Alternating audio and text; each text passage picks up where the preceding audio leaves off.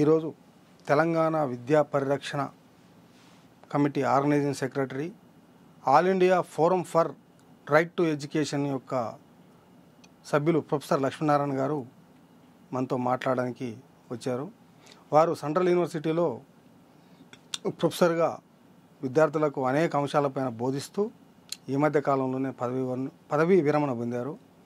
వారు నూతన ఎడ్యుకేషన్ విధానము, ఇప్పుడు విద్యార్థులకు అందుతున్నటువంటి విద్యార్థులకు నాణ్యమైన విద్య రావాలి అంటే ఏం చేయాలి అనేటువంటి అంశాలపైన మనతో మాట్లాడడానికి వచ్చారు.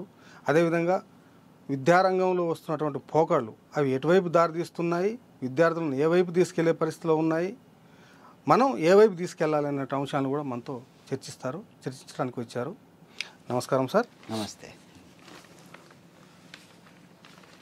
భారతదేశం స్వాతంత్రం వచ్చిన తర్వాత, ప్రజాస్వామ్య ఫలాలు మన భారత ప్రజలు అందుకున్న తర్వాత విద్యా వ్యవస్థలో ఒకటి నెహ్రూ తీసుకొచ్చినటువంటి జాతీయ విద్యా విధానం, దాని కొనసాగింపుగా జరుగుతున్నటువంటి పరిస్థితి. భారతీయ జనతా పార్టీ, భిన్న ధృవాలైనటువంటి రెండు పార్టీలు భారత ప్రజాస్వామ్య దేశాన్ని పరిపాలిస్తున్నాయి. ఒకటి కాంగ్రెస్, ఒకటి బీజేపీ. ఈ పార్టీ వచ్చిన తర్వాత నూతన న్యూ ఎడ్యుకేషన్ పాలసీని 2020లో ప్రకటించింది. ఆ ప్రకటించినటువంటి పాలసీ మీద పెద్ద చర్చ నడుస్తూ ఉంది. కొన్ని రాష్ట్ర ప్రభుత్వాలు వ్యతిరేకించాయి. ఇప్పుడు కర్ణాటక కానీ, తమిళనాడు కానీ, కేరళ కానీ వ్యతిరేకించాయి. తెలంగాణ ప్రభుత్వం ఆమోదించలేదు కానీ వ్యతిరేకించలేదు. అంటే ఆమోదించడం లేదు, వ్యతిరేకించడం లేదు. ఇట్లా కొన్ని రాష్ట్రాలు ఆమోదించాయి, కొన్ని రాష్ట్రాలు ఆమోదించలేదు. కొన్ని రాష్ట్రాలు అసలు దీని ఇంప్లిమెంటేషన్ అనేది, అంటే ఈ విధానాన్నే పూర్తి స్థాయిలో తప్పబడతా ఉన్నాయి. ఇది భారత ప్రజల్ని వెనక్కి తీసపోయే దిశగా ఉంది. లేదు, ప్రజాస్వామ్యం నుంచి రాచరిక రాజ్యం వైపు తీసుకుపోయే పరిస్థితి ఉంది, చరిత్రను మారుస్తూ ఉన్నారనేటువంటి విమర్శలు కూడా ఉన్నాయి, ఇట్లా ఆరోపణలు చేస్తున్నటువంటి ఉన్నాయి. నిజంగా నూతన ఎడ్యుకేషన్ పాలసీలో ఏముంది, ఏం జరగబోయే అవకాశం ఉంది? జాతీయ విద్యా విధానం అనేది 2020లో తీసుకొచ్చారు. నిజానికి ఏ విధానమైనా, ప్రత్యేకంగా జాతీయ విద్యా విధానం పార్లమెంట్లో చర్చించిన తర్వాతనే ఆ విధానాన్ని తీసుకొస్తారు. కానీ ఈ ప్రస్తుత కేంద్ర ప్రభుత్వం, మోడీ ప్రభుత్వం ఏం చేసిందంటే, పార్లమెంట్లో చర్చించకుండా క్యాబినెట్లో పెట్టి, అది కూడా కోవిడ్ సమయంలో ఆ విధానాన్ని తీసుకొచ్చి మొత్తం దేశ ప్రజల మీద రుద్దింది. ఇందులో స్పష్టంగా, నిర్దిష్టంగా చెప్పాలంటే ఒక 3 అంశాలు ప్రధానంగా ఉన్నాయి.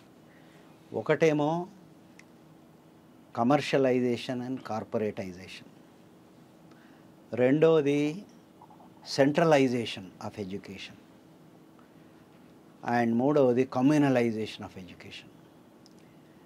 ఈ విధానాలు అనేటివి, ఈ 3 యాక్చువల్గా రాజ్యాంగానికి వ్యతిరేకం. భారత రాజ్యాంగానికి కమర్షియలైజేషన్, మీకు ఏంటంటే రాజ్యాంగంలో 14 ఇయర్స్ కన్నా ముందున్న పిల్లలందరికీ ఉచిత నిర్బంధ విద్య అందించాలి. కానీ ఇప్పుడు ఈ విధానంలో ఏం చేశారంటే, వాళ్ళు స్కూల్ విద్య నుంచి కూడా ప్రైవేటైజేషన్ తీసుకురావచ్చు.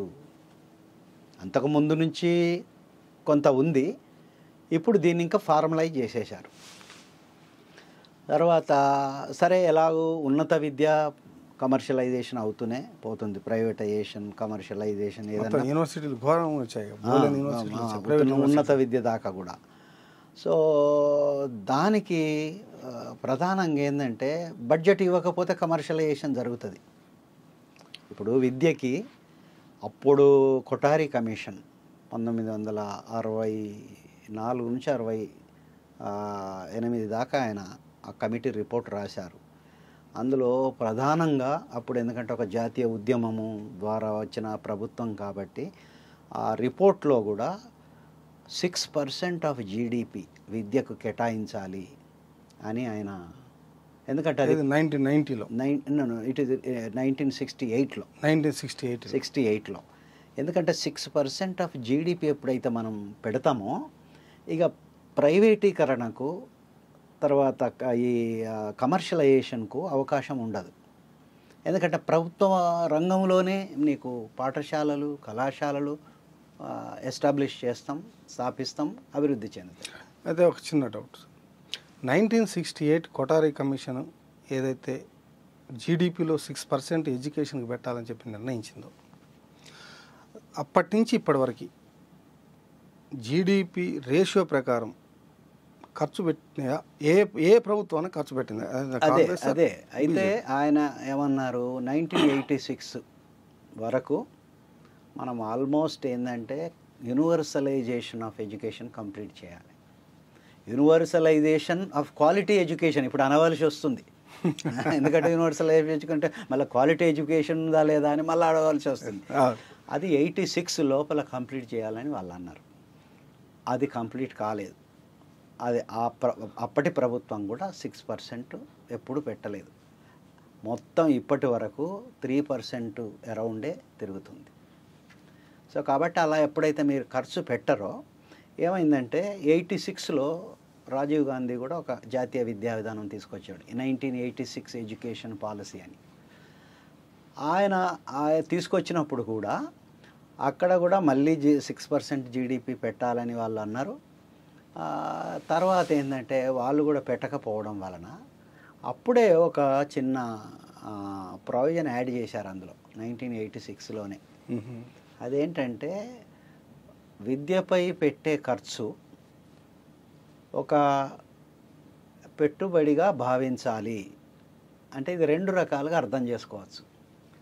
పెట్టుబడిగా భావించి మీరు విద్యపై ఖర్చు పెట్టాలి, తర్వాత అది మనీ రూపంలో కానీ లేక సమాజం యొక్క బాగోగుల విషయంలో కానీ అది మళ్ళీ మనకు వెనక్కి వస్తుంది అని.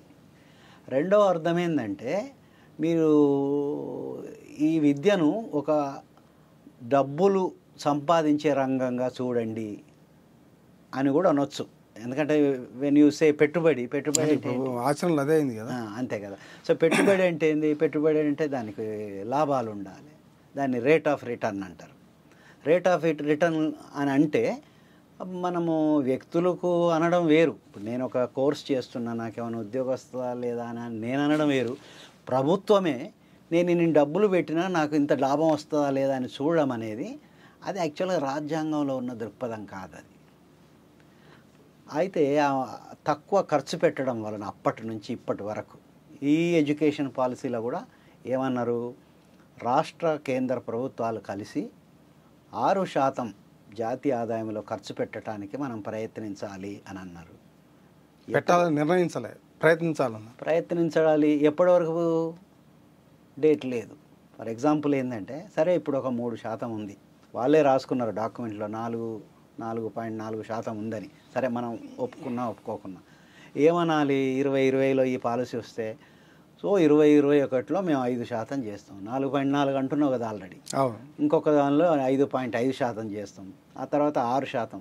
అంటే 2025 వరకు 6% జీడిపిలో అయిపోవలసి ఉండే, కానీ వాళ్ళు చేయలే.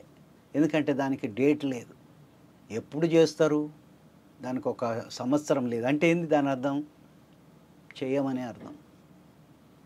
దానివలన ఎప్పుడైతే అది చేయకపోవడం ఒకవైపు ఉండగా రెండో వైపు ఏం చేసినావు, ప్రైవేట్ యూనివర్సిటీలకు పర్మిషన్లు ఇవ్వడం. ఇప్పుడు దాదాపు ఎగ్జాక్ట్గా నంబరు రీసెంట్ తెలియదు కానీ ఒక 1050 యూనివర్సిటీలు ఉంటే దగ్గర సగం యూనివర్సిటీలు ప్రైవేట్ యూనివర్సిటీలు భారతదేశంలో ఇప్పుడు ఆ పర్మిషన్లన్నీ ఇస్తే ఒకసారి ఇట్లా ఇక స్కూల్లో అయితే మనకు లెక్కే లేదు. స్కూళ్ళలో అసలు హైదరాబాద్లో అయితే అంటున్నారు 80% ప్రైవేట్ కార్పొరేట్ స్కూళ్ళల్లో ఉన్నారు, 80% ఆఫ్ స్టూడెంట్స్. సో ఇట్లా పర్మిషన్లు ఇచ్చుకుంటూ పోవడము, అటు ఎడ్యుకేషన్కు బడ్జెట్ ఇవ్వకపోవడం యొక్క ఫలితమే. నేను ఎప్పుడైతే 6% ఇవ్వనో దాని అర్థం ఏంటంటే ప్రైవేటు మీరు చేసుకోండి, లాభాలు చేసుకోండి దీన్ని. ఇది ప్రధానంగా జాతీయ విద్యా విధానంలో భారతదేశంలో ఏ ప్రభుత్వాలైనా విద్యని వైద్యం అంటే ప్రపంచంలోనే దేశంలో కానీ ప్రపంచంలో కానీ ఒక నినాదం ఉంది. ఏ ప్రభుత్వాలైతే విద్యకు వైద్యానికి నిధులు ఖర్చు చేస్తాయో, ఉచిత విద్య ఉచిత వైద్యం అందిస్తాయో ఆ దేశాలు పెద్ద ఎత్తున బాగుపడతాయని ఉంది. భారతదేశంలో విద్యా వైద్యం పైన ఖర్చు చేస్తూ పూర్తి స్థాయిలో ఖర్చు చేస్తూ ఉచితంగా ప్రజలకు అందించినటువంటి రాష్ట్రాలు ఏమైనా ఉన్నాయా? ఇప్పుడు రాష్ట్రాలంటే విద్యకు సంబంధించి అయితే మనకు తెలిసింది ఒకటి కేరళ.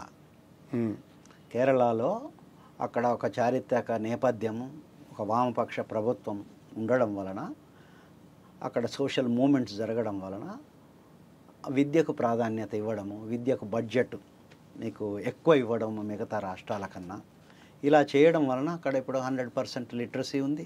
హైయర్ ఎడ్యుకేషన్లో కూడా చాలామంది హైయర్ ఎడ్యుకేషన్లకు ఎంటర్ అయ్యారు. ఇక మిగతా రాష్ట్రాలు ఈ మధ్యలో కొన్ని, ఫర్ ఎగ్జాంపుల్ హిమాచల్ ప్రదేశ్లో ఈ మధ్యలో కొంత ఇంప్రూవ్ అవుతుంది కొన్ని రాష్ట్రాలలో. కానీ ఎక్కడ కూడా మీకేంటంటే కనీసం స్కూల్ ఎడ్యుకేషన్ ఫ్రీగా లేదు. కనీసం 12th స్కూల్ ఎడ్యుకేషన్ అంటే మనకు 12th క్లాస్ యాక్చువల్గా ఏంటంటే మనకు 18 years వరకు ఎక్కడైనా కూడా స్కూల్ ఎడ్యుకేషన్ అంటే 18 సంవత్సరాల వరకు, అంటే 12వ తరగతి వరకు. 12వ తరగతి వరకు ఫ్రీ ఎడ్యుకేషన్ అనేది ఏ రాష్ట్రంలో లేదు ఇప్పటి వరకు. బట్ ఉన్న వాటిలలో ఇప్పటి నుంచే కాదు, చాలా కాలం నుంచి కేరళలో విద్యారంగం అభివృద్ధి అయిందనేది ఒకటి ఉంది. కానీ మిగతా రాష్ట్రాలు పెద్ద ఆ తర్వాత ఏమైనా అంటే ఒకటి కేజ్రీవాల్ గారు కాస్త ఎడ్యుకేషన్ మీద బాగా ప్రియారిటీ ఇచ్చారనేది కూడా ఒకటి ఉంది. అంటే వారు ఏ రకమైనటువంటి విధానాలు ఇంప్లిమెంట్ చేశారు? ఆయన కూడా ఏంటంటే ఒకటేమో అది ఢిల్లీ అనేది ఎక్కువ ఎంప్లాయీస్ ఉండే ఏరియా. ఒక రాష్ట్రం అంటేనేమో వ్యవసాయం ఉంటుంది, అది ఉంటాయి, ఇవన్నీ ఉంటాయి. సో ఎక్కువ ఎంప్లాయీస్ ఉన్న ప్రాంతం కాబట్టి అక్కడ ఏంటంటే తర్వాత విద్య యొక్క ప్రాధాన్యత కొంత అర్థం చేసుకున్న, రాజకీయాలకు ఫస్ట్ టైం మొదటిసారిగా విద్యను తీసుకొస్తే కూడా ఓట్లు పడతాయని అర్థం చేసుకున్న పార్టీ అది ఆమ్ ఆద్మీ పార్టీ. వాళ్ళు అక్కడ అందుకోసమే 25% ఇచ్చారు బడ్జెట్. ఒక రాష్ట్రంలో 25%. చాలా రాష్ట్రాలు, ఇప్పుడు మనలాంటి రాష్ట్రంలో 7.3%, 7.5%, దీనికి 3 రెట్లు వాళ్ళు ఇచ్చారు. సో విద్య వైద్యం అనేది తప్పకుండా ఇవాళ రాజకీయాలలో గనక వాళ్ళు పట్టించుకుంటే ఈవెన్ ఓట్లు రావటానికి కూడా అవకాశం ఉండడమే కాదు, అది కరెక్ట్ అనేది వాళ్ళు నిరూపించారు. తర్వాత ఓన్లీ ఓట్ల కోసమనే కాదు, ఒక సమాజంలో ఇవి ఒక రకంగా చెప్పాలంటే ఒకటేమో సామాజిక ఆరోగ్యానికి సంబంధించిన ఎడ్యుకేషన్, ఇంకొకటి శారీరక ఆరోగ్యం. ఈ 2 ఆరోగ్యాలు కావాలి సమాజానికి. ఈ 2 ఆరోగ్యాలు ఉన్నప్పుడే అది నిజమైన ఒక మానవ సమాజంగా మిగులుతుంది. ఇవి 2 కమర్షియల్ అయితే హ్యూమన్ వాల్యూస్ డిస్ట్రాయ్ అయిపోతాయి, థింకింగే మారిపోతుంది. కాబట్టి ఈ ఏదో ఓట్ల కోసమనే కాదు, ఓట్లు కూడా రావచ్చు ప్రచారం చేసుకొని, బట్ అంతకన్నా ఒక సొసైటీ, ఒక ప్రజాస్వామిక సమాజం ఉండాలంటే ఇవి తప్పనిసరి అవసరమని ఆ పార్టీ ఒకటి ఈ మధ్య కాలంలో తీసుకొచ్చింది. సో ఈ మిగతా ఏ పార్టీలు అంత అదిగా చేయట్లేదు ఇప్పటికీ. అయితే ఈ న్యూ ఎడ్యుకేషన్ పాలసీకి సంబంధించి మళ్ళీ చర్చలోకి వెళ్తే విద్యని భారతీయీకరణ చేయటం అనేది ఒకటి ప్రధాన అంశంగా ముందుకు వస్తుంది అనేది ఉంది. అంటే ఇప్పటివరకు ఉన్నటువంటి విద్య భారతీయీకరణ లేదా, ఇప్పుడు వచ్చే విద్యలో భారతీయీకరణ అంటే అసలు ఏం చేయబోతున్నారు, ఏమిటి? యాక్చువల్గా ఈ జాతీయ విద్యా విధానంలో మీకు 4వ పేజీలోనే రాశారు ఏమి, ఈ విద్యా విధానము మేము దేని మీద ఆధారపడి రాస్తున్నాము అని రాస్తూ, ఈ విద్యా విధానము భారతీయ విజ్ఞానం మీద, భారతీయ శాశ్వత విజ్ఞానం అన్నారు. అదేదో మనకు తెలియదు, విజ్ఞానం ఎప్పుడైనా కూడా శాశ్వతంగా ఏముండదు, మారుకుంటూ వస్తుంది. సో సంస్కృతి, భారతీయ సంస్కృతి, ఏన్షియంట్ పురాతన విజ్ఞానం, పురాతన విలువలు, పురాతన సంస్కృతి అనే పేరు మీద రాసి మా డాక్యుమెంట్ ఇదంతా దీని మీద ఆధారపడి ఉన్నది. మామూలుగా ఏం చేయాలనంటే ఈ డాక్యుమెంట్ రాజ్యాంగం మీద ఆధారపడి రాస్తున్నాం మేము అని అనాలే. అవును. కానీ ఈ కస్తూరి రంగన్ ఏదైతే ఆయన తయారు చేశాడో ఆయన చైర్మన్షిప్ కింద వాళ్ళు బాహటంగానే ముందే చెప్పేశారు, ఈ మొత్తం డాక్యుమెంట్ మేము పురాతన సంస్కృతి విలువలు పురాతన జ్ఞానం మీద ఆధారపడి రాస్తున్నామని. ఇక పురాతన జ్ఞానము అది మీరు ఇండియనైజేషన్ అయినా అనండి, ఏంటిది పురాతనమైన జ్ఞానం అని అంటే ఒక రకంగా చెప్పాలంటే అప్పట్లో ఉన్న ఒక మతం ఆధారంగా ఉన్న జ్ఞానమే. అసలు చాలామంది చెప్పేదంటే ఈవెన్ హిందూ మతంలో కూడా ఒకే రకమైన జ్ఞానం ఏమి లేదు. హిందూ మతంలో కూడా రకరకాల డిఫరెన్సెస్ ఉన్న స్ట్రీమ్స్ ఉన్నాయి, థాట్స్. అది ఒక సింగిల్ థాట్ ఉన్నదేం కాదు. కానీ వీళ్ళు అట్లా రాసి ఒక రకంగా చెప్పాలంటే ఏంటంటే ఒక కమ్యూనలైజేషన్ వైపు తీసుకుపోవటానికి ఆ ముందు ఆ వాక్యం రాశారు. రాసి అందులో దానికి సంబంధించిన ఇప్పుడు చరిత్రకు సంబంధించి కానీ లేకుంటే భాషకు సంబంధించిన కానీ ఏదో కొన్ని దగ్గరలో అన్నారు ఏది మనం ప్రాంతీయ భాషలకు ప్రాధాన్యత ఇవ్వాలి అన్నారు. మరి ఏం ప్రాధాన్యత ఇచ్చారు ఇన్ని రోజులు? జాతీయ విద్యాన విధానం వచ్చినాక లేదు. దానికన్నా భిన్నంగా ఇంకో దగ్గర ఏం రాశారంటే సాంస్కృతిక భాష మీద ఆధారపడ్డ జ్ఞానం కావాలి. సంస్కృత భాష మీద, సంస్కృత భాషలో జ్ఞానం ఉంది కదా, వాళ్ళ ప్రకారం అన్ని భాషలలో జ్ఞానం లేదు, సంస్కృత భాషలోనే జ్ఞానం ఉన్నది. కాబట్టి సంస్కృత భాషలో ఉన్న జ్ఞానాన్ని మేము రేపు పాఠ్యాంశాలుగా చెప్పుతాము. ఏమిటి అజ్ఞానం?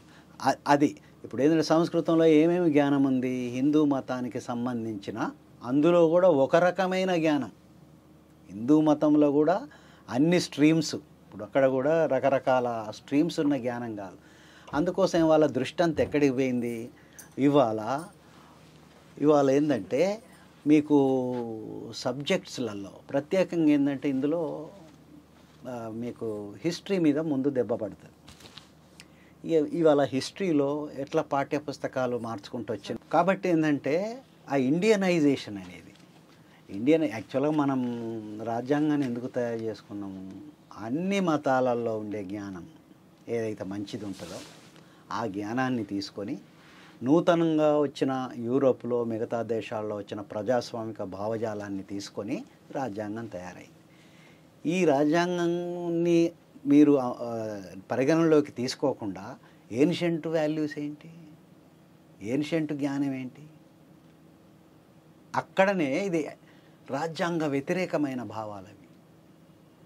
యాక్చువల్గా మనలాంటి దేశంలో అటువంటి జరగటానికి వీలు లేదు. ఇదేం మతరాజ్యం కాదు. కానీ వాళ్ళు అలా చేసి సాంస్కృతికల్ నాలెడ్జ్ సిస్టమ్ అని అన్నారు. అంటే భగవద్గీతనే పాఠ్యాంశంగా చేర్చాలనేది కూడా వచ్చే ఢిల్లీ యూనివర్సిటీలో అక్కడ ఏంటంటే ఐ థింక్ లా కోర్సులో ఏం చేశారు, మనుస్మృతిని ఇంట్రడ్యూస్ చేస్తామని వచ్చింది. అయితే గొడవ అయింది. స్టూడెంట్స్ టీచర్స్ చేస్తే అప్పుడు మన విద్యాశాఖ మంత్రి ప్రధాన్ ఉన్నాడు కదా, ఆయన ధర్మేందర్ ప్రధాన్, ఆయన వచ్చి లేదు మేము చేయట్లేదు అన్నాడు. అంటే ఏంది, ఇప్పుడు లీగల్ సిస్టమ్కు సంబంధించి ఇప్పుడు ఏన్షియంట్ నాలెడ్జ్ అన్నాం కదా మనం, మనుస్మృతి కూడా లీగల్ డాక్యుమెంట్ అని, దాని పేరే ది లా ఆఫ్ మను, పుస్తకం పేరు. కాబట్టి లా కోర్సులలో ఇది ఇంట్రడ్యూస్ చేయాలని వాళ్ళు ప్రయత్నం చేస్తున్నారు. ఇంకా విలువలు పోతున్నాయి మనుషులలో, ఆ విలువలను మేము మళ్ళీ తీసుకొస్తాము. కాబట్టి విలువల కోసం మేము ఏం చేస్తామంటే గీతను తీసుకొస్తాం, భగవద్గీతను. విలువలు ఎందుకు పోతున్నాయి? విలువలు పోవడానికి కారణం అనేది కమర్షియలైజేషన్. విలువలు ఎందుకు పోతాయి? ఒక విద్యా వ్యవస్థను కమర్షియలైజ్ చేస్తే మానవ విలువల బదులు కమర్షియల్ విలువలు వస్తాయి. ఇప్పుడు బిజినెస్ చేసుకోవడం వేరు, కానీ మనిషి ఆలోచనే ఒక ప్రతిదాన్ని ఒక మానిటరీ దృక్పథంతో చూడడం, కమర్షియల్ అవుట్లుక్తో చూడడం అనేది అది వచ్చింది న్యాచురల్. ఎందుకంటే నువ్వు ప్రైవేటైజేషన్ ఆఫ్ ఎడ్యుకేషన్ చేసినవు, అది ఎట్లా పోతాయి అంటే నువ్వు కనీసం స్కూల్ ఎడ్యుకేషన్ అన్నా పబ్లిక్ ఎడ్యుకేషన్ ఇస్తే పోతాయి. ఇప్పుడు 12th వరకు. కానీ వీళ్ళు ఏం చేస్తున్నారంటే ఆ విలువలు అనేటివి పోతున్నాయి కాబట్టి మేము భగవద్గీతను తీసుకొచ్చామని మళ్ళీ వేరే కోర్సులలో పెట్టడానికి ప్రయత్నం చేశారు. అప్పుడు కూడా బాగా గొడవ జరిగితే మళ్ళీ వెనక్కిపోయారు. వాళ్ళు ఎప్పుడేందంటే ఎప్పుడు సైలెంట్ అయితే అప్పుడు తీసుకొద్దామని చూస్తున్నారు. ఇప్పుడు అంతెందుకు, థియరీ ఆఫ్ ఎవల్యూషన్, డార్విన్ జీవ పరిణామ సిద్ధాంతాన్ని తీసేసిండు దాని స్థానంలో ఏం తీసుకొస్తున్నారు? ఎన్సీఆర్టీ టెక్స్ట్ బుక్స్ నుంచి. ఏం తీసుకు దాని స్థానంలో ఏం అంటే అది ఫస్ట్ తీసేస్తున్నారు, ఆ తర్వాత వాళ్ళు పెడతారు. తర్వాత ఈ మధ్యలో ఏమంటున్నట్టు అసలు ముస్లిం చరిత్రనే తీసేయాలి. ఆల్రెడీ గుజరాత్లో ఒక బీజేపీకి సంబంధించిన ఎంపీ దయా కుమారి ఈ హల్లీఘాట్ యుద్ధంలో అక్బరు ఓడిపోయాడు, మహారాణా ప్రతాప్ గెలిచాడు అనేది ఇప్పుడు స్టేట్మెంట్ ఇచ్చారు. అది వివాదం కూడా అయింది.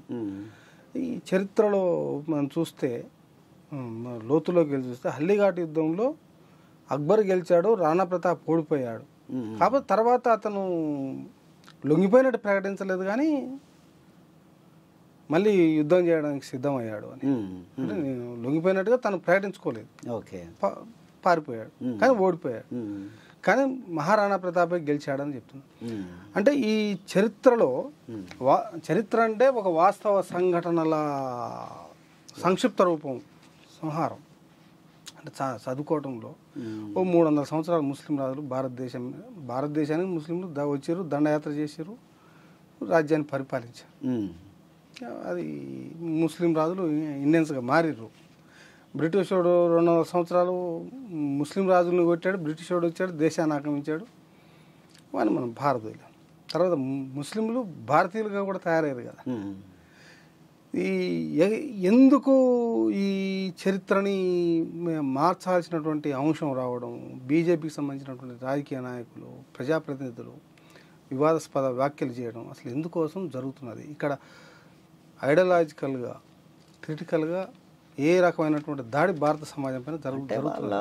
జనరల్గా వాళ్ళ పార్టీ యొక్క ప్రధానమైన లక్ష్యమే అది. వాళ్ళు ఏం దాచుకోవటం లేదు.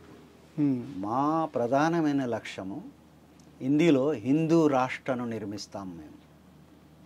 అంటే ఒక రకంగా ఏంటంటే Hindu corporate communal state. Hindu corporate communal state, అరే హిందీ కార్పొరేట్ కమ్యూనల్ స్టేట్, రెండు.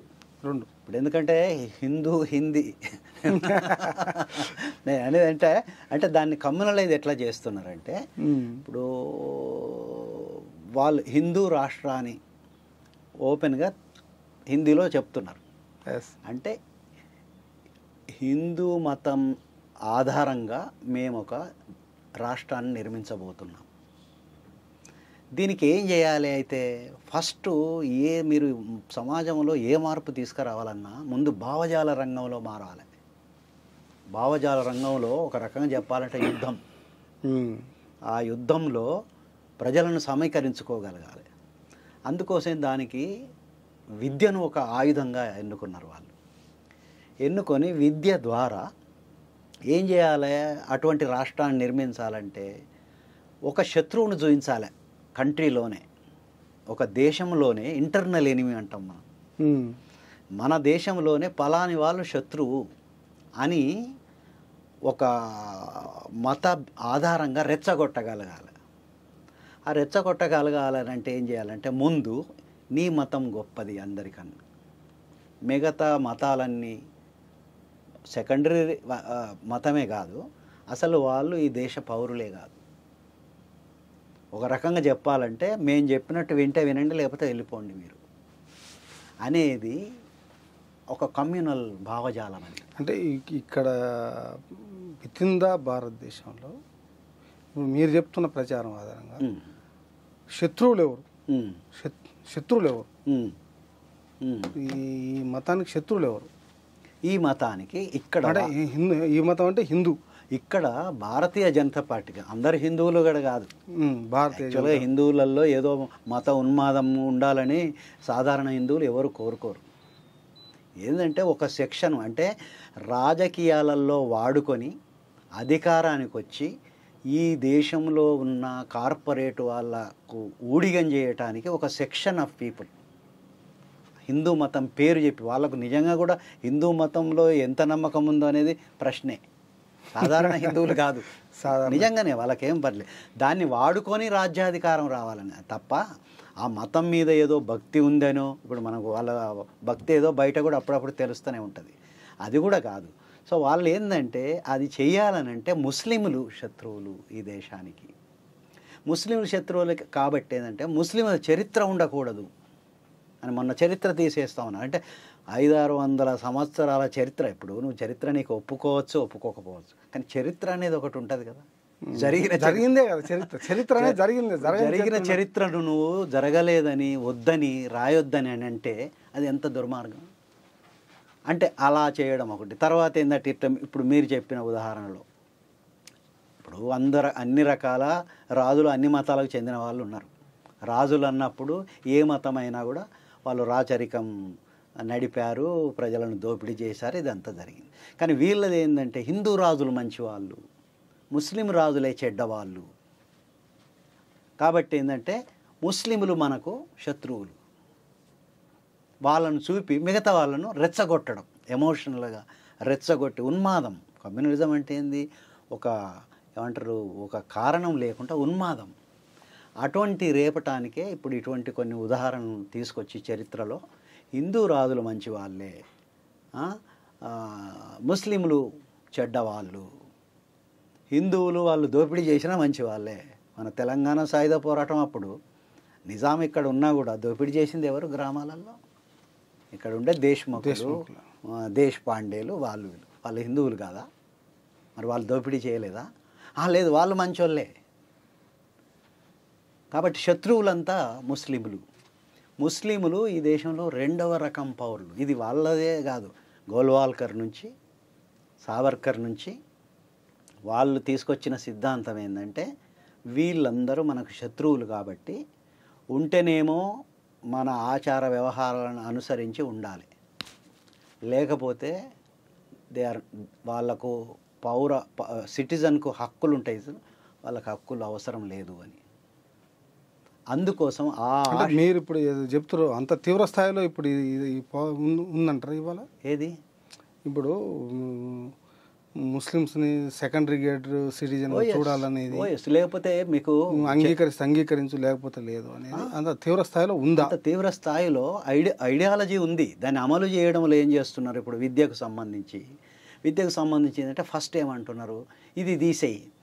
అసలు పీరియాడిక్ టేబుల్స్ని తీసేయడం ఏమిటండి? పీరియాడిక్ టేబుల్ని, టెక్స్ట్ బుక్స్ని, అంటే లాజికల్ థింకింగ్ ఉండొద్దు, రీజనబుల్గా ఆలోచించవద్దు.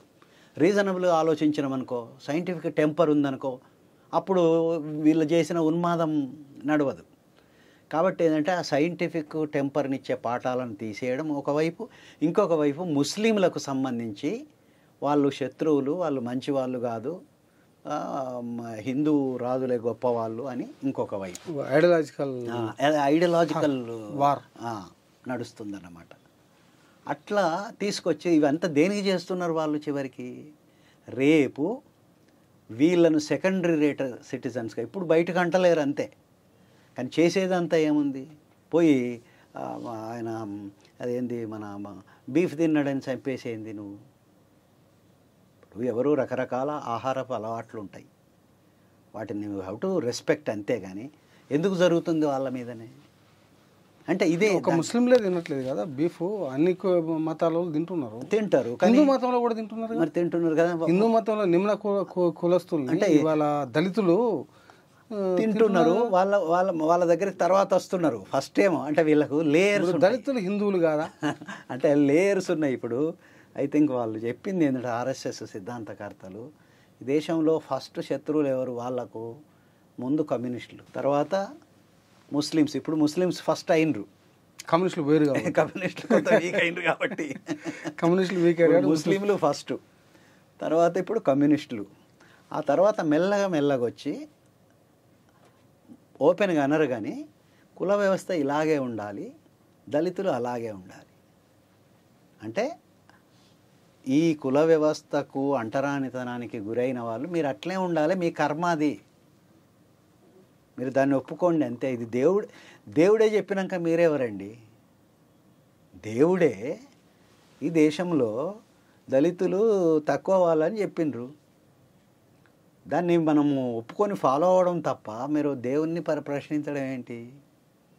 ఇట్లా ఈ ముగ్గురిని ఒకరి తర్వాత ఒకరిని శత్రువులుగా చేర్చి రేపు వాళ్ళు అనుకున్న ఒక హిందూ కార్పొరేట్ మతోన్మాద రాజ్యం పాకిస్తాన్ ఎట్లాగుంటుందో అట్లా కావాలి ఈ దేశం. అంతేగాని రాజ్యాంగము, ఇక్కడ పౌర హక్కులు, లేకపోతే పౌరులు, లేకపోతే సెక్యులరిజము, సైంటిఫిక్ టెంపరు ఇవి ఉండొద్దు అని వాళ్ళ ప్రధానమైన అభిప్రాయం. అంటే అందుకోసమే ఈ జాతీయ విద్యా విధానంలో ఇవన్నీ తీసుకొస్తున్నారు. జాతీయ విద్యా విధానంలో ఇప్పుడు మీరు చెప్తున్నట్టుగా కుల వ్యవస్థ భద్రంగా ఉండేటట్టుగాను, అగ్రకులాలు నిమ్న కులాలు ఈ డివైడ్ అయ్యే పద్ధతుల్లో వాళ్ళు చూపిస్తున్నటువంటి విద్యా విధానంలో ఉన్నటువంటి అంశాలు ఏమున్నాయి? అందులో కూడా మీరు కనుక కొంత క్షుణ్ణంగా పరిశీలిస్తే ఇన్నర్ క్వాలిటీస్ అని అంటారు. ఇప్పుడు మనిషికి ఎప్పుడైనా క్వాలిటీసు ఆ యొక్క సామాజిక పరిస్థితులను బట్టి కొన్ని క్వాలిటీసు, కొన్ని కేపబిలిటీస్ వస్తాయి. అది మనకు అందరికీ తెలిసిన విషయం. ఒక చిన్న పాపను తీసుకొని పోయి అడవిలో వేసినామనుకో, ఎవరు మనుషులు లేని కాడ ఏం డెవలప్ అవుతాయి? వాళ్ళకి మాటలు రావు, అంతే కదా, జంతువులాగా ఉండాలి. కానీ వీళ్ళు ఏమంటారంటే కొంత మనుషులకు కొంతమందికి వాళ్ళ కులాలను బట్టి కొన్ని క్వాలిటీస్ ఉంటాయి, ఇన్నర్ క్వాలిటీస్. అవి బై బర్త్ వచ్చేటి, అవి మీరు బయట చేసేటి కాదు అని ఒక దగ్గర మెన్షన్ చేశారు.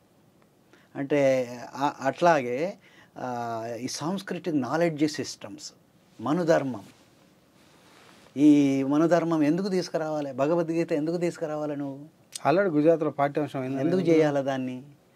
రెండు అంశాలు. ఒకటేమో సరే భగవద్గీత అంటే మనం అన్నీ ఏమేమి వ్యతిరేకించటం లేదు, ఎవరు నమ్మితే వాళ్ళు నమ్ముకోవచ్చు, మనకేం సమస్య లేదు. కానీ భగవద్గీతలో కూడా నీకు కుల వ్యవస్థ గురించి ఉంది. శ్రీకృష్ణుడు ఈ కులాలను నేనే గుణకర్మలను బట్టి నేనే సృష్టించాను అంటాడు. ఈ కులాలను నువ్వు సృష్టించి ఒకరు తక్కువ ఒకరు అదిగారంటే అది వేరే వాళ్ళు ఎందుకు నమ్మాలి? నీకు దేవుడు కావచ్చు శ్రీకృష్ణుడు, అట్లీస్ట్ ఏంటంటే అది తప్పు అని అనగలవా, అనిపించగలవా? అసలు ఫస్ట్ ఏంటంటే నువ్వు భగవద్గీతను ఎందుకు పెట్టినావు? ఇది మతరాజ్యం కాదు కదా, ఇది హిందూ మతరాజ్యం అయితే నువ్వు పెట్టుకో. పాకిస్తాన్ లెక్క అది ముస్లిం మతరాజ్యం, నాది హిందూ మతరాజ్యం, నేను మనుధర్మం చెప్పుకుంటా, భగవద్గీత చెప్పుకుంటా, అది. కానీ ఇది ప్రజాస్వామిక దేశం, రాజ్యాంగం ఉంది ఇక్కడ. రాజ్యాంగబద్ధంగా ఎన్నికైన ప్రభుత్వానికి ఆ హక్కు లేదు. ఏ ప్రపంచంలో ఏ దేశంలోనైనా మత గ్రంథాలు పాఠ్యాంశం ఉన్నాయా? పాఠ్యాంశాలు మత రాజ్యాలలో ఉండొచ్చు కొన్ని దిక్కుల, నాకు ఐడియా లేదు. కానీ అక్కడ ఎందుకంటే అది మత రాజ్యమే కదా, అక్కడ ఉండే అవకాశం ఉంది. కానీ ఒక రాజ్యాంగం మీద ఏర్పడిన మన దేశంలో ఎట్లుంటుంది? అది ఉండకూడదు కదా. అంటే దీని అర్థం ఏంది? నువ్వు ఇప్పుడు రాజ్యాంగాన్ని వదిలి మనుధర్మానికి తీసుకెళ్తున్నావు. అదొక రాజ్యాంగం, అదొక కొన్ని వేల సంవత్సరాల కింద ఒక దుర్మార్గమైన రాజ్యాంగం. అది దాన్ని నువ్వు తీసుకురావటానికి ఇవాళ నూతన విద్యా విధానం ద్వారా భగవద్గీతను ప్రవేశపెడతాం, మనుధర్మాన్ని ప్రవేశపెడతాం. అంటే దీని అర్థం ఏంటి? రేపు నువ్వు ఓన్లీ మతోన్మాద రాజ్యమే కాదు, మళ్ళీ కార్పొరేట్కు ఊడిగం చేయాలి. ఏది ఆదాని అంబానీలకు ఊడిగం చేయాలి. అది చేయకపోతే మళ్ళీ ఆ పార్టీ ఉండదు, వాళ్ళకి అధికారం ఉండదు. కావాల్సింది అధికారం, పార్టీ అధికారము, ఈ ఉన్మాదము. తర్వాత ఆదాని అంబానీలకు నువ్వు దాసోహం చేయాలి. అటువంటి రాజ్య నిర్మాణానికి ఇటువంటి భావజాలం కావాలి. అంటే ఇప్పుడున్నటువంటి న్యూ ఎడ్యుకేషన్ పాలసీ కనీసం పెట్టుబడిదారుల దగ్గర ఉద్యోగాలు చేయడానికైనా పనికొచ్చేటట్టుందా? ఎందుకు ఈ మాట అంటున్నానంటే, ఎలన్ మస్క్కు సంబంధించినటువంటి గ్రోక్ అని ఒక సెర్చ్ ఇంజిన్ ఉంది. ఆ సెర్చ్ ఇంజిన్ కూడా ఈ న్యూ ఎడ్యుకేషన్ పాలసీ మీద ఒక క్రిటికల్గా విమర్శ చేసింది. క్రిటికల్గా సందేహాలను లేవనెత్తింది. అవి మీరు వింటాను అంటే నేను చదివి వినిపిస్తాను మీకు. ఆ గ్రోక్ అనే నాకేం అభ్యంతరం లేదు. ఆ గ్రోక్ అనే దాంట్లో ఏ విధంగా ఉంది అనేది ఇప్పుడు నేను దీంట్లో పెట్టుకొని వచ్చాను. భారతీయ జనతా పార్టీ బీజేపీ యొక్క విద్యా విధానం, ముఖ్యంగా 2020లో ప్రవేశపెట్టిన జాతీయ విద్యా విధానం ద్వారా భారతదేశ విద్యా వ్యవస్థలో సమూల మార్పులు తీసుకురావడానికి రూపొందించబడినది. బీజేపీ యొక్క విద్యా విధానం భారతీయ సంస్కృతి, భాషలు మరియు నైపుణ్య అభివృద్ధిపై దృష్టి సారిస్తూ విద్యను సర్వసమీకరణం మరియు ఆధునికీకరణ చేయడానికి ప్రయత్నిస్తున్నది. దీని ముఖ్య లక్షణాలు ఈ కింది విధంగా ఉన్నాయి. సమగ్ర విద్య NEP 2020 అంటే జాతీయ విద్యా విధానం 5+3+3+4 నిర్మాణంతో విద్యా వ్యవస్థను సంస్కరించింది. ఇందులో ప్రాథమికోన్నత, మాధ్యమిక మరియు ఉన్నత విద్యా దశలు ఉన్నాయి. భాషా విధానం త్రిభాషా సూత్రాన్ని ప్రోత్సహిస్తూ స్థానిక భాషలలో విద్యను ప్రోత్సహిస్తుంది. ఇది భారతీయ భాషలలో బోధన ప్రోత్సహించడం ద్వారా భారతీయీకరణను లక్ష్యంగా చేసుకుంది. ఉదాహరణకు గుజరాత్లో భగవద్గీతను నైతిక విద్యలో చేర్చడం వంటి చర్యలు చేపట్టబడ్డాయి. నైపుణ్య అభివృద్ధి విద్యను ఉద్యోగ సంబంధిత నైపుణ్యాలతో అనుసంధానం చేయడం, వృత్తిపరమైన కోర్సులను స్థానిక భాషలలో అందులోకి తీసుకురావడం, ప్రైవేటీకరణ మరియు ఆధునీకరణ. NEP 2020 ప్రైవేటు సంస్థలకు విద్యలో ఎక్కువ స్వేచ్ఛనిస్తున్నది. ప్రైవేటు సంస్థలకు విద్యలో ఎక్కువ ఇది విద్యా సంస్థల ఆధునికీకరణకు దోహదపడుతుందని పార్టీ వాదిస్తోంది. అయితే ఇది కులము మరియు వర్గ ఆధారిత విభజనను పెంచే అవకాశం ఉందని విమర్శకులు హెచ్చరిస్తున్నారు. ఎలన్ మస్క్ యొక్క గ్రోక్ అభ్యంతరం అది. ఎందుకంటే సువర్ణ విద్యార్థులు అంటే అగ్రవర్ణ విద్యార్థులు సాధారణంగా ఉన్నతమైన ప్రైవేటు సంస్థలకు వెళ్తారు. అయితే బహుజన విద్యార్థులు తక్కువ నిధులతో నడిచే ప్రభుత్వ పాఠశాలలపై ఆధారపడతారు. ఇలా భారతదేశంలో సరిగ్గా అదే జరుగుతుంది. ప్రభుత్వ స్కూళ్ళల్లో SC, ST అత్యంత పేదల పిల్లలే ఉన్నారు. సాంస్కృతిక మరియు హిందూ జాతీయవాద దృక్పథం బీజేపీ విద్యా విధానం హిందూ జాతీయవాద భావాజలంతో ముడిపడి ఉందని రాష్ట్రీయ స్వయం సేవక్ సంఘ్ RSS ప్రభావంతో షాప్రనైజేషన్ జరుగుతుందని విమర్శలు ఉన్నాయి. ఇది చారిత్రక పాఠ్యాంశాలలో మార్పులు, హిందూ సాంస్కృతిక విలువలను బలోపేతం చేయడం మరియు కొన్ని సందర్భాలలో ముస్లిం పాలకులను నీచంగా చిత్రీకరించడం వంటి చేస్తుందని ఆరోపణలు ఉన్నాయి. 2023 జాతీయ పాఠ్యాంశ ఫ్రేమ్వర్క్ NCF ఈ దశలో ముందడుగులు వేసింది. ఇది 2005 NCFను భర్తీ చేస్తూ విమర్శనాత్మక ఆలోచన మరియు సామాజిక సమస్యలపై దృష్టి సారించే బదులు హిందూ జాతీయవాద విలువలను ప్రోత్సహిస్తుందని విమర్శకులు పేర్కొన్నారు. శాప్రనైజేషన్ బీజేపీ విద్యా విధానం హిందూ జాతీయవాదాన్ని ప్రోత్సహిస్తూ లౌకిక మరియు బహు సాంస్కృతిక విలువలను విస్మరిస్తుందని విమర్శలు ఉన్నాయి. ఇది కుల, వర్గ, లింగ అసమానతలను పరిష్కరించడంలో విఫలమైందని ఆరోపణలు ఉన్నాయి. పార్లమెంటులో చర్చ లేకపోవడం NEP 2020ని పార్లమెంటులో చర్చించకుండా అమలు చేయడం వల్ల పారదర్శకత లోపించిందని విమర్శకులు అంటున్నారు. ప్రైవేటీకరణను ప్రోత్సహించడం వల్ల విద్య అందరికీ అందుబాటులో ఉండే అవకాశం తగ్గుతుందని, ముఖ్యంగా పేద బహుజన విద్యార్థులకు అననుకూలంగా ఉంటుందని వాదనలు ఉన్నాయి. అననుకూలంగా ఇది అయితే దీని మీద బీజేపీ వాదన కూడా ఉంది. బీజేపీ తమ విధానం భారతదేశ జ్ఞాన కేంద్రాన్ని మారుస్తుందని, స్థానిక భాషలలో విద్యను ప్రోత్సహిస్తూ విద్యార్థులను నైపుణ్యం, ఆత్మవిశ్వాసంతో శక్తివంతం చేస్తుందని పేర్కొంది. ఇది బీజేపీ అంటుంది. కానీ ఎలన్ మస్క్ వివిధ ఆరోపణలు తీసుకొని తన గ్రోక్లో ఈ NEP 2020 అని కొట్టంగానే ఈ పాయింట్స్ వచ్చాయి. అంటే సునిశ్చితమైనటువంటి విమర్శ. ఒక పెట్టుబడిదారుడే ఇది విద్యార్థులు ఉద్యోగం చేయడానికి కూడా పనికిరాదనే పద్ధతుల్లో ఒక పరోక్షమైనటువంటి ఒక విమర్శ చేశారు. ఆయన లేవనెత్తుతున్నటువంటి అంశాలు, ఆ గ్రోక్ లేవనెత్తుతున్నటువంటి అంశాలు మీరు ఎట్లా ఏ దృక్పథం చూస్తారో, ఎట్లా ఉన్నాయి అది పరిశీలన. అంటే ఒకటి సరే ఎలన్ మస్క్ ఎందుకు విమర్శించారు అనేది అది పక్కన పెడదాము. ఒకటేందంటే మన ఈ జాతీయ విద్యా విధానం ద్వారా పెట్టుబడిదారులకు కావలసిన నైపుణ్యమైన కార్మికులను తయారు చేసే అవకాశం అయితే ఉంది. ఆయన అర్థం చేసుకోలేదు అందులో. ఎందుకంటే ఈ విద్యా విధానంలో ఏముందంటే ఆయన చెప్పిన దానిలోనే ఉంది. ఒకటేంది, ఇప్పుడు ఏమన్నాడు, ఈ కులాల మధ్య అసమానతలు పెంచుతాయని ఆయనే అన్నాడు. తర్వాత జెండర్ ఇన్ఈక్వాలిటీస్ మనకు ఎలాగో తెలుసు. ఇప్పుడు జెండర్ ఇన్ఈక్వాలిటీస్ వచ్చినప్పుడు అమ్మాయిలు అయితేనేమో మనము గవర్నమెంట్ స్కూల్కి పో అమ్మా నువ్వు అంటాం, అబ్బాయి ప్రైవేట్ స్కూల్కి పంపుతాం, ఎందుకంటే వీడు ఇంపార్టెంట్, వాడు ఉద్యోగం చేయాలి, రేపు సంపాదించి పెడతాడు మనకు అని. అమ్మాయిని అయితే కట్నం ఇచ్చి పెళ్లి చేస్తాడు. తర్వాత సరే ఆయన అన్నట్టే ఇప్పుడు ఏంటంటే మొత్తం ప్రభుత్వ పాఠశాలల్లో, కళాశాలల్లో, యూనివర్సిటీలలో ఇవాళ ఉన్నదంతా అత్యంత పేదలు, దళితులు, వెనుకబడిన ప్రభుత్వ యూనివర్సిటీ పాఠశాలలు కూడా అదే పరిస్థితి ఉంది. సో ఇటువంటి పరిస్థితులు ఏంది, ఆల్రెడీ ఈ ఏదైతే ఈ ఆధిపత్య కులాలకు చెందిన వాళ్ళు ఆల్రెడీ గవర్నమెంట్ స్కూళ్ళని విడిచిపెట్టేశారు. ఎప్పుడు అంటే 20 years అయింది, 30 years బ్యాక్ విడిచిపెట్టి నీకేందంటే ప్రైవేటు, కార్పొరేటు పాఠశాలలకు, కళాశాలలకు వెళ్తున్నారు ఆల్రెడీ. వాళ్ళు యాక్చువల్గా ఏంటంటే సరే ఫస్ట్ ఇంజనీరింగ్ కాలేజీలకు వెళ్ళారు, ప్రైవేట్ ఇంజనీరింగ్ కాలేజ్. కానీ మన దగ్గర ప్రాబ్లం ఏమవుతుందంటే మన దగ్గర కనీసము ఆ క్యాపిటలిస్టులో ఉండే ఆ ఎథిక్స్ కూడా లేదు. ఇప్పుడు డబ్బులు తీసుకున్నాము, మనం మంచిగా ట్రైన్ చేయాలనేది కూడా లేదు. ఎందుకంటే మన దగ్గర ఉండే ప్రైవేట్ కాలేజీలకు ఏంటంటే డబ్బులు ముఖ్యం తప్ప పిల్లలకు చదువు వస్తుందా అనేది కూడా లేదు. అందుకోసం క్వాలిటీ లెక్చరర్స్ ప్రైవేట్ కాలేజీలలో క్వాలిటీ లెక్చరర్స్ లేరు కదా, లేరు. ఎందుకంటే నీకు ఇప్పుడు జనరల్గా ఒక క్యాపిటలిస్ట్ అంటే ఎట్లా ఉంటాడు, తప్పకుండా కార్మికులను పెట్టుకోండి. ఇక్కడ కార్మికులు ఎవరు, సరే టీచర్స్ ఏమనుకోవద్దు, టీచర్స్ ఒక రకంగా మేధో కార్మికులు విద్యారంగంలో. సో మేధో కార్మికులను పెట్టుకుంటాడు, ఇక్కడ విద్యార్థులను పెట్టుకుంటాడు.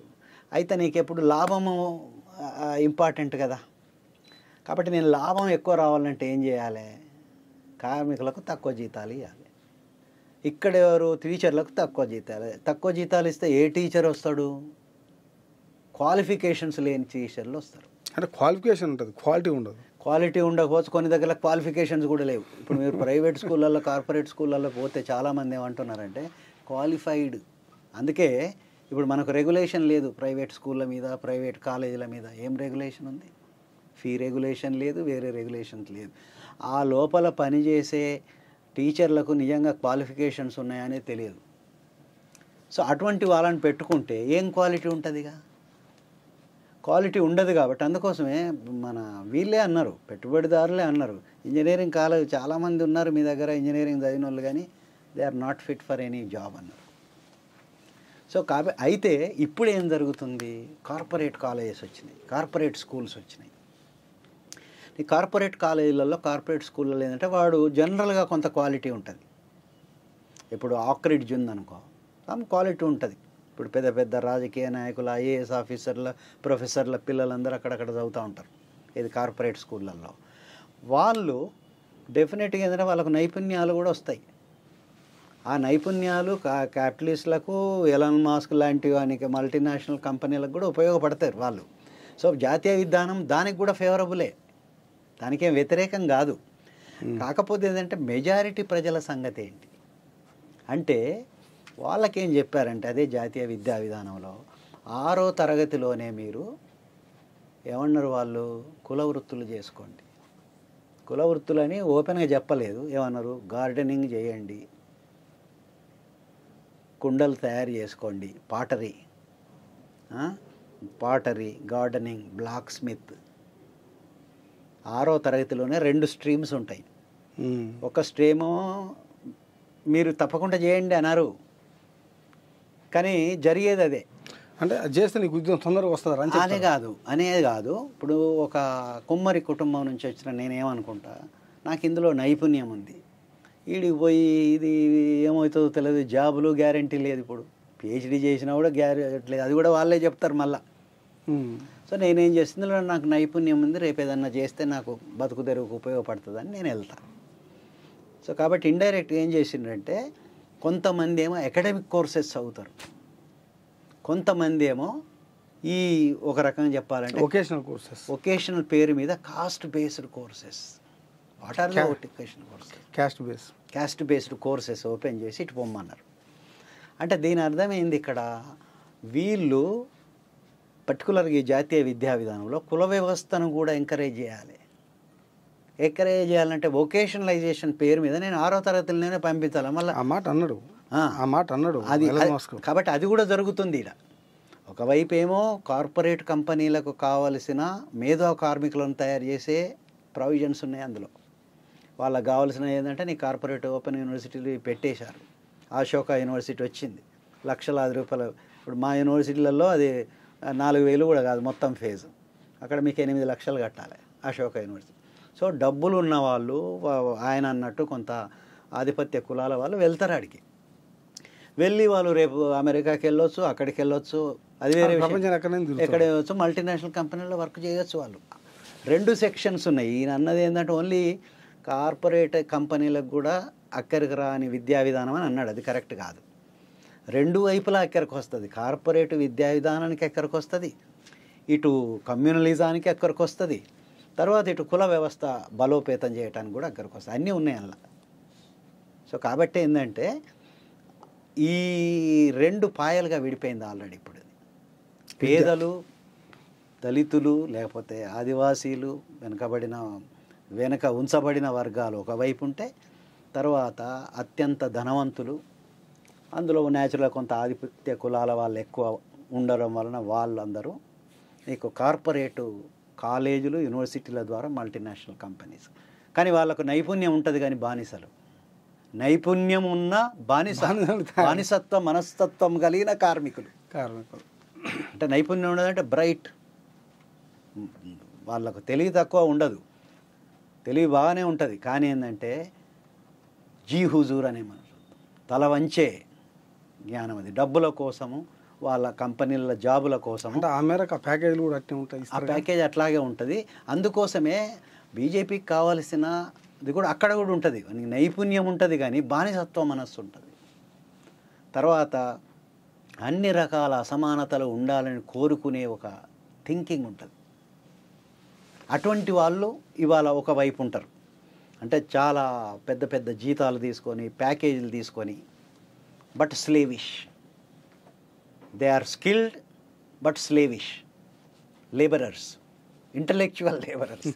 అట్లా ఇప్పుడు ఏంటంటే ఈ ప్రైవేటు కార్పొరేటు స్కూళ్ళు, కాలేజీలు, యూనివర్సిటీల ద్వారా వెళ్ళిన వాళ్ళందరూ మల్టీనేషనల్ కంపెనీస్లో పెద్ద పెద్ద జాబ్స్ చేయటానికి కూడా ఈ విధానము ఉపయోగపడుతుంది.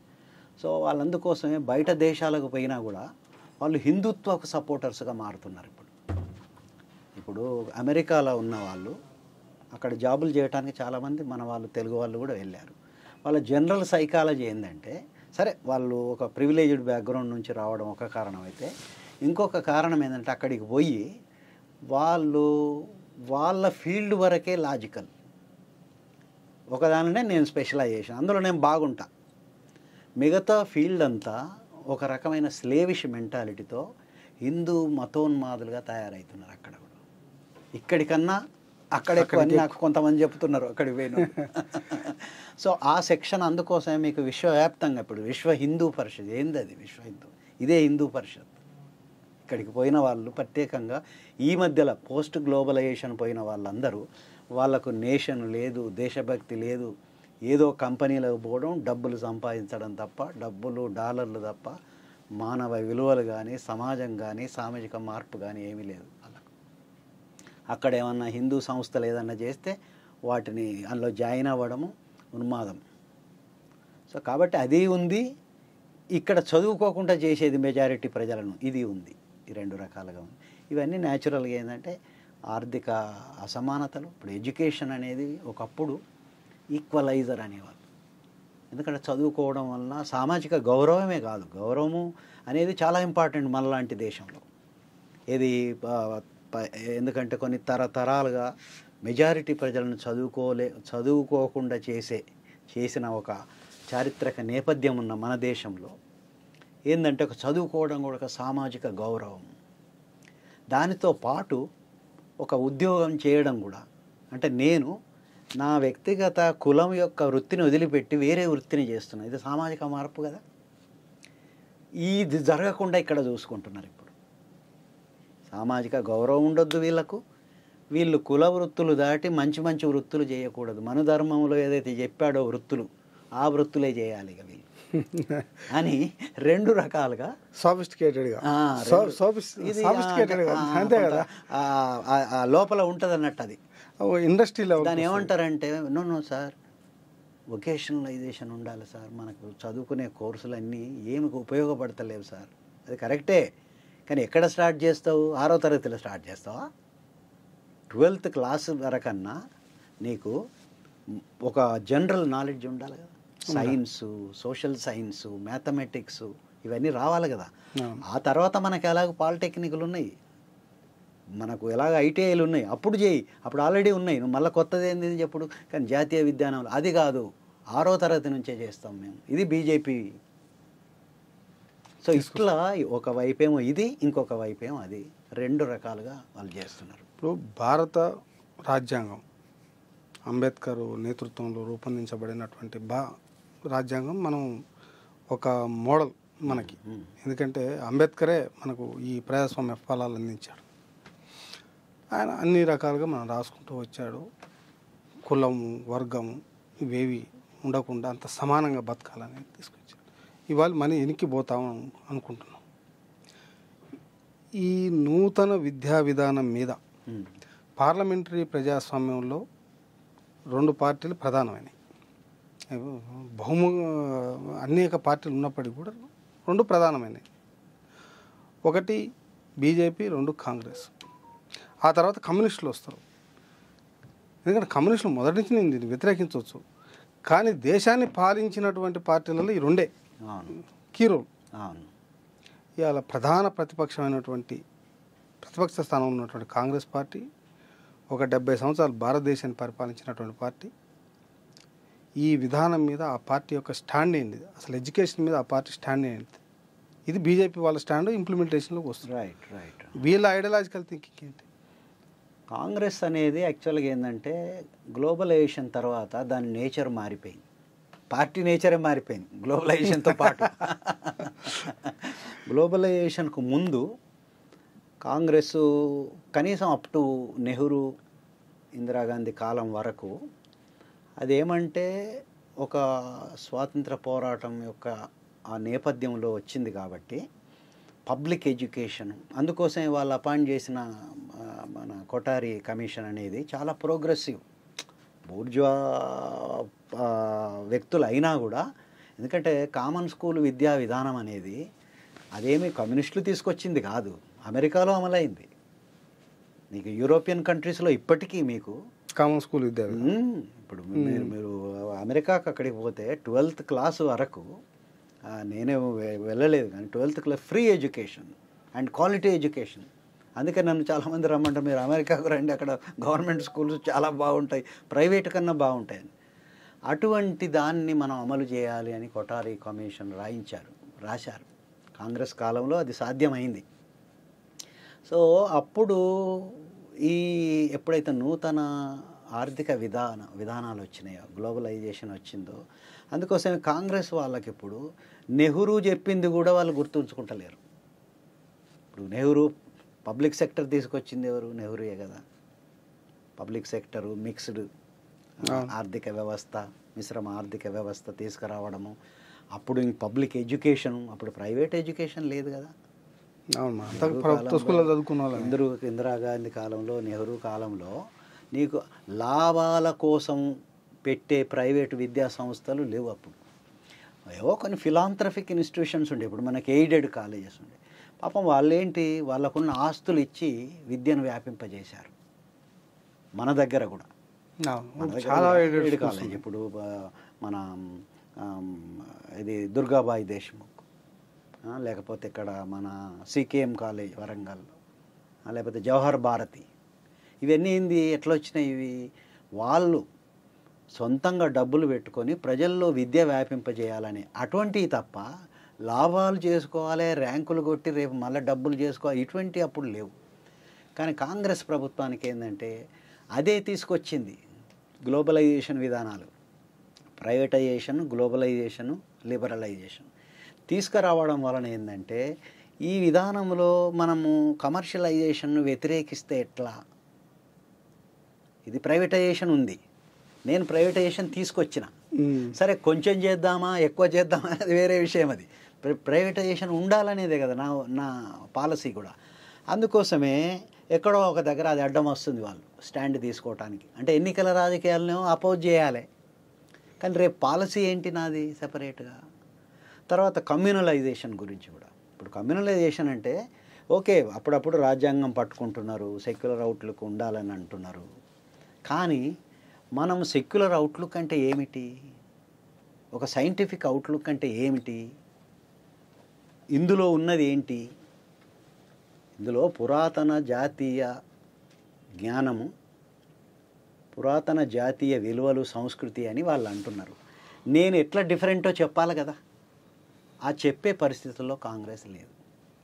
ఇప్పుడు నువ్వు పురాతన జాతీయ విధానం అని అంటున్నావు, విజ్ఞానం అంటున్నావు, నువ్వు ఇది చెప్తున్నావు. అది కాదు పురాతన జాతీయ విజ్ఞానం అంటే, ఇగో నాది ఇది అని చెప్పగలగాలి. ఎందుకంటే మన దేశంలో ఓన్లీ హిందూ మతమే లేదు, అన్ని మతాలు ఉన్నాయి.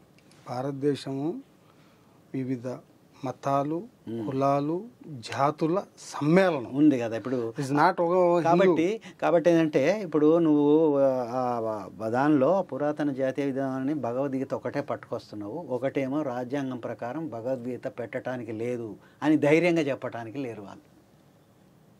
ఎందుకు కాంగ్రెస్ పార్టీ రెండవదేమో నేను ఇండియనైజేషన్ ఆఫ్ ఎడ్యుకేషన్ అని నేను అన్నా.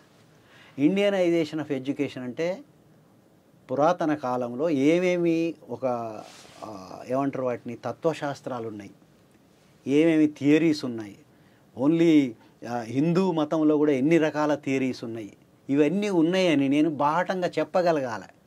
బుద్ధిజం ఉంది, జైనిజం ఉంది, హిందూయిజంలో కూడా రకరకాల ట్రెండ్స్ ఉన్నాయి. కాబట్టి ఇండియన్ నాలెడ్జ్ అంటే ఇది. కానీ ఈ ఇండియన్ నాలెడ్జ్ అంతా ఒక రకంగా చర్చలోకి తీసుకొచ్చి అందరికీ ఆమోదయోగ్యమైన రాజ్యాంగాన్ని తీసుకొచ్చాము, దీని మీద ఆధారపడి ఉండాలి, దీని మీద ఈ జాతీయ విద్యా విధానం ఆధారపడలేదు అని చెప్పగలిగే ఐడియాలజికల్ క్లారిటీ లేదు కాంగ్రెస్ పార్టీకి. తర్వాత ప్రైవేటైజేషన్కు అది కూడా అదే తీసుకొచ్చింది కాబట్టి దాన్ని వ్యతిరేకించే. అందుకోసం ఏమంటే ఒక రకంగా కర్ణాటకలో ఒక రకంగా బిహేవ్ చేస్తున్నారు, తెలంగాణలో ఇంకొక రకంగా బిహేవ్ చేస్తున్నారు. కర్ణాటకలోనేమో కంప్లీట్గా వ్యతిరేకించారు జాతీయ విద్యా విధానాన్ని అసెంబ్లీలో. మన దగ్గరకు వచ్చే వరకు సైలెన్స్ వహిస్తున్నారు. వై? అందుకోసమే ఇప్పుడు అక్కడనేమో వాళ్ళు పెద్ద ఎత్తున అప్పుడు పౌర సమాజం కాంగ్రెస్ను గెలిపించడంలో ఎద్దేలు కర్ణాటక అని ఇంకా వేరే రకరకాల సంస్థలు వచ్చి అక్కడ యాంటీ బీజేపీ క్యాంపెయిన్ చేసినాయి. దానివల్ల అక్కడ గెలిచారు. కాబట్టి ఆ పౌర సమాజాన్ని సాటిస్ఫై చేయడానికి అక్కడ ఉండే ఫోర్సెస్ ఉంటాయి కదా, పార్టీ కూడా చుట్టూ ఉన్న ఫోర్సెస్ను బట్టి వాళ్ళ అభిప్రాయాలను బట్టి అక్కడ స్టాండ్ తీసుకున్నారు. మన దగ్గర కొంత జరిగింది కానీ అంత పెద్ద ఎత్తున జరగలే. పౌర సమాజం ఇక్కడ కూడా స్పందించింది, కానీ ఏంటంటే అంత పెద్ద ఎత్తున లేకపోవడం వలన తర్వాత నేచర్ ఆఫ్ రూలర్స్ బట్టి కూడా ఉంటుంది. ఇప్పుడు సిద్ధరామయ్య ఒక బ్యాక్గ్రౌండ్ నుంచి వచ్చేది, something like some socialist background నుంచి. వేరైజ్ ఇప్పుడు మన ముఖ్యమంత్రి బ్యాక్గ్రౌండ్ వేరు. ఇవన్నిటి కారణాల వలన ఒక్కొక్క స్టేట్లో ఒక రకమైన స్టాండ్ తీసుకుంటాను, కానీ నేషనల్ లెవెల్లో ఇది మా స్టాండు ఇంతకుముందు నేను చెప్పినట్టుగా అనే క్లారిటీ లేదు కాంగ్రెస్కి. అంటే కాంగ్రెస్ పార్టీ సిద్ధాంతపరంగా ఒక రకమైనటువంటి సిద్ధాంత శూన్యతలో ఉంది. ఒక ఏమంటారు దాని ప్రత్యామ్నాయ ఆలోచన విధానం లేదు. ప్రత్యామ్నాయ ఆలోచన అగెనిస్ట్ జాతీయ విద్యా విధానం అది లేకపోవడం వలన రకరకాల స్టాండ్ తీసుకుంటున్నారు. అంటే దేశంలో అసలు వ్యతిరేకించిందా సమర్థించిందా ఈ సిస్టమ్ని కాంగ్రెస్ పార్టీ ఇప్పటి వరకు? అదే ఒకటేమో వీళ్ళు పార్లమెంట్లో పెట్టలే,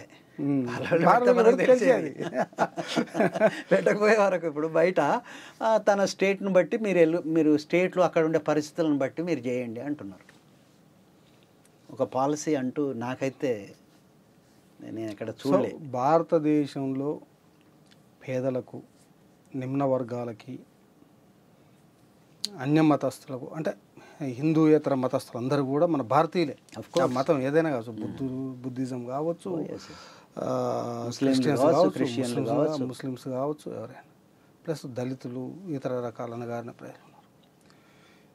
ముఖ్యంగా ట్రైబల్స్ ఆదివాసీస్ వీళ్ళు ఈ వర్గాల ప్రజలు మొత్తం కూడా ఇవాళ మీరు ఏదైతే అప్పర్ క్యాస్ట్ పిల్లలు కార్పొరేట్ స్కూళ్ళలో చదువుతున్న పిల్లలందరూ ఉన్నారు, వీళ్ళందరికీ ఇది అవుతుందని ఆ స్థాయిలో వీళ్ళందరూ పోటీ పడేటువంటి ఒక ఉన్నతమైనటువంటి విద్య అందించబడాలి అంటే ప్రజలకి, నిమ్న వర్గాలకి, అశేష ప్రజానికానికి అందించబడాలి అంటే అప్పుడే నిజమైన ప్రజాస్వామ్యం అయితే అందుతనే.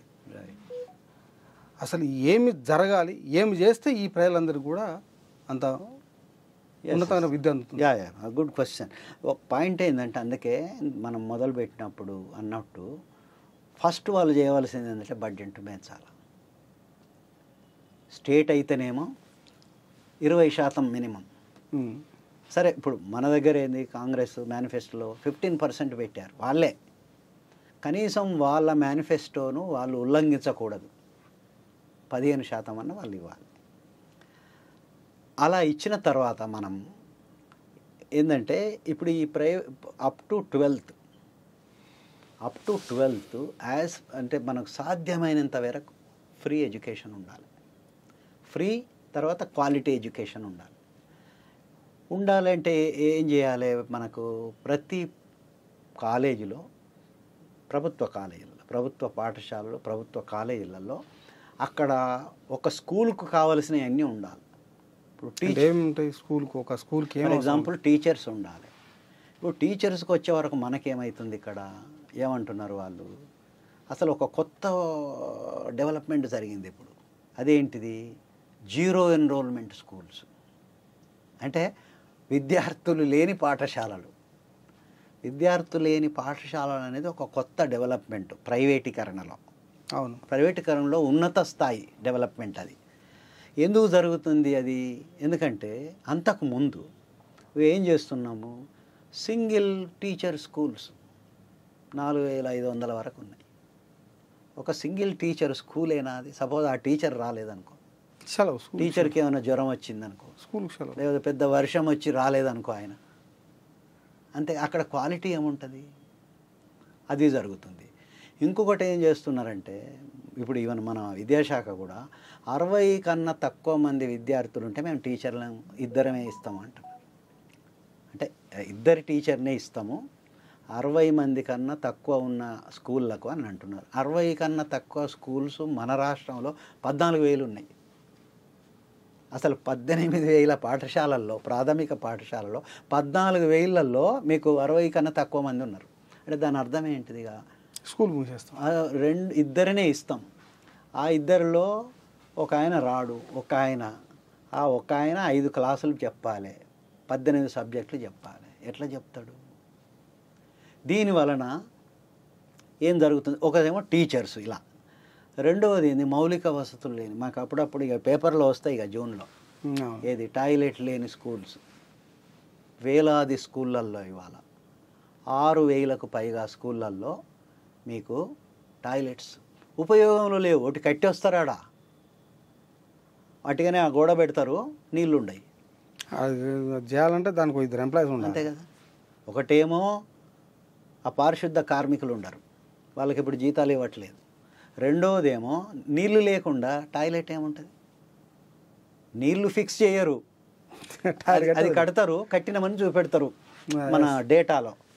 సార్ ఇన్ని స్కూళ్ళల్లో ఉన్నాయంటారు. అక్కడికి మనం చూసే వరకు, నేను చాలా స్కూళ్ళు తిరిగిన, చూసే వరకు అవన్నీ ఉండవు. అలాగే సేఫ్ డ్రింకింగ్ వాటర్ లేని స్కూల్స్ అవి కూడా 6,000కు పైగా ఉన్నాయి. నీకు సేఫ్ డ్రింకింగ్ వాటర్ లేకుండా, టాయిలెట్స్ లేకుండా ఏ తల్లిదండ్రులు పంపుతారు స్కూళ్ళకు? సో అందుకోసమే కట్టగలిగిన వాళ్ళే కాదు, ఇక ఇప్పుడు అప్పులు చేసి ఇక ఇక్కడికి మేము పంపము, పర్టికులర్గా అమ్మాయిలను అయితే మేము పంపము, వేరే ఎక్కడన్నా వేసుకుంటాం. దాని అర్థం ఏంటిది, ఇవి లేకపోవడం వలన ఒకవైపు ఏమో నువ్వు టీచర్లను సరిగా ఇవ్వట్లేదు, ఇద్దరినే ఇస్తున్నావు, 14,000 స్కూళ్ళల్లో ఇద్దరే టీచర్లు. ఇంకొక వైపు మౌలిక వసతులు లేవు. ఇంకొకటి ఏంటంటే అడిషనల్గా మానిటరింగ్ లేదు. ఇప్పుడు ఎవరు పోయి అక్కడికి పోయి టీచర్లు వస్తున్నారా లేదా, పాఠాలు చెప్తున్నారా, వాళ్ళు నేర్చుకుంటున్నారా, అక్కడ ఏం ఫెసిలిటీస్ ఏమున్నాయని చూసేవాళ్ళు లేరు. అంటే నీకు ఇక్కడ మానిటరింగ్ లేదు, టీచర్లు లేరు. ఎందుకు డిఈఓ ఎంఈఓ ఎవరు ఇప్పుడు డిఈఓలు కూడా మీకు 33 జిల్లాల్లో 29 జిల్లాలకు డిఈఓలు లేరు. మండలాలు తీసుకుంటే సంథింగ్ లైక్ మనకు 539 మండలాలు ఉంటే 523 మండలాలకు ఎంఈఓలు లేరు. ఏం చదువు వస్తుంది అక్కడ? ఇక చదువు రాదు కాబట్టి పంపరు కదా. అవును, పంపకపోతే విద్యార్థుల సంఖ్య తగ్గిపోతుంది. వీళ్ళు ఏం చేస్తున్నారు, తగ్గిపోతుంది కాబట్టి మేము మళ్ళీ టీచర్లను ఇవ్వం. విషియస్ సర్కిల్ ఇది. Vicious circle. తగ్గిపోతున్నారు కాబట్టి ఎందుకు తగ్గిపోతున్నారనే ప్రశ్న వేస్తలేరు. తగ్గిపోతున్నారా, 60 కన్నా తక్కువ ఉన్నారా, టీచర్లను ఇవ్వం మేము.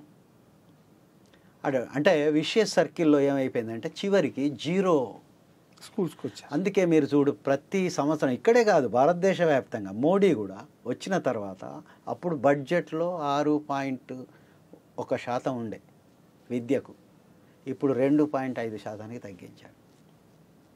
అంటే బడ్జెట్ ఘోరంగా 4% తగ్గించిపోయింది. అంతే. అంటే భారతదేశ వ్యాప్తంగా జరుగుతుంది.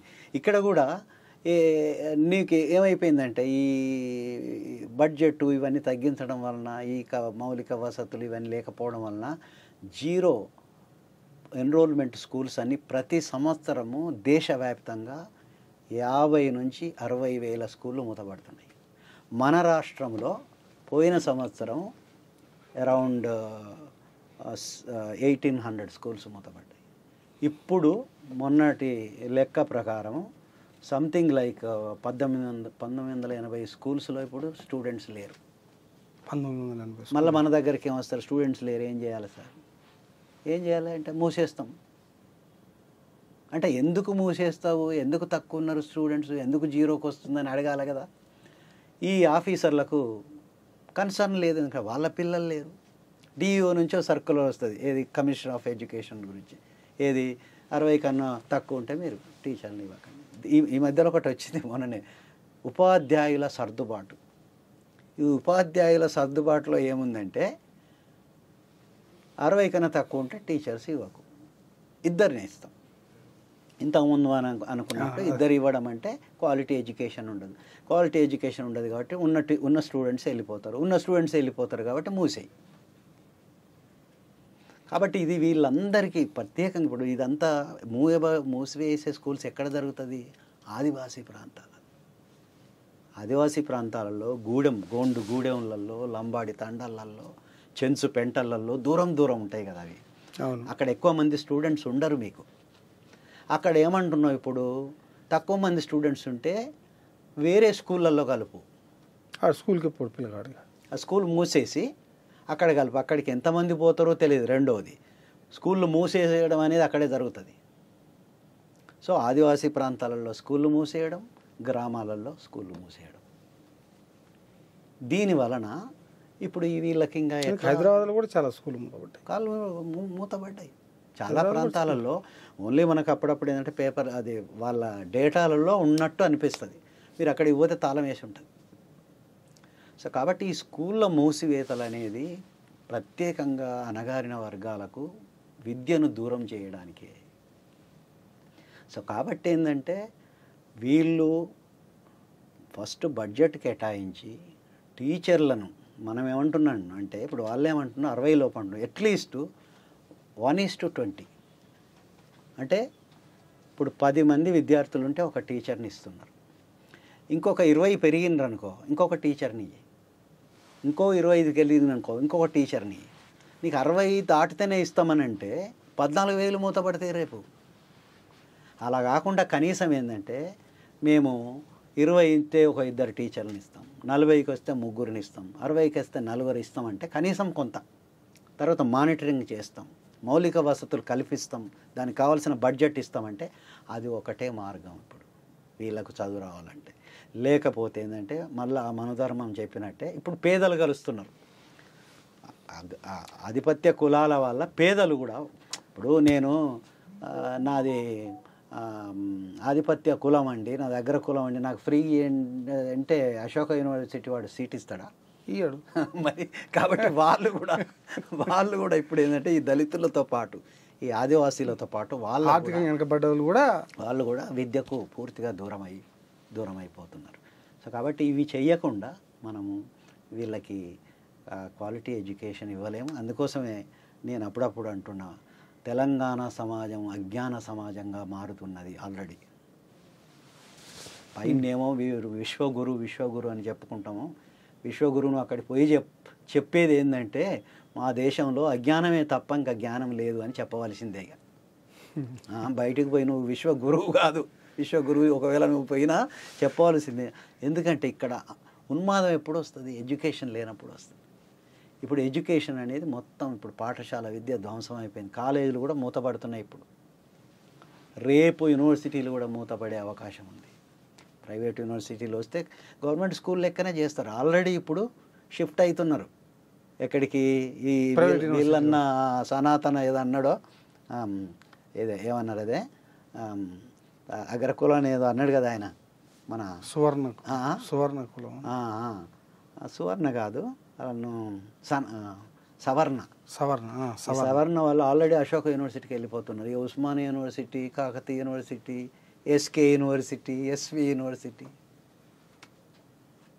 స్కూల్ అయినట్టే అవి కూడా అయిపోతున్నాయి. సో అది జరగబోతుంది ఇప్పుడు.